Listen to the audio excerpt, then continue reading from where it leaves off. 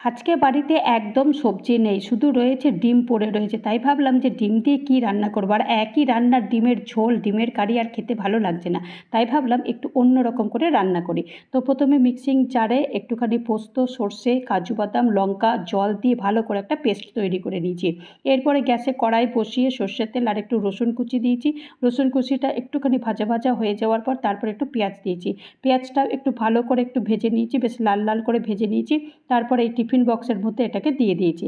এরপরে যে পেস্টটা তৈরি করেছি সেই পেস্টটা দিয়েছি, আর একটুখানি দই একটু ফেটিয়ে নিয়েছি 2 চামচ মতো।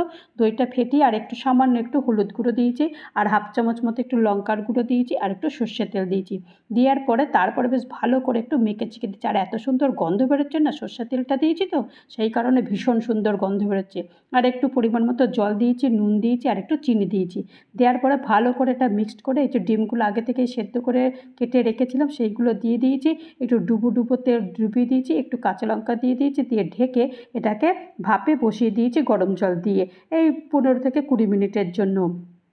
20 মিনিট পর ঢাকনা খুলে দেখো কি সুন্দর হয়েছে ডিম ভাপা।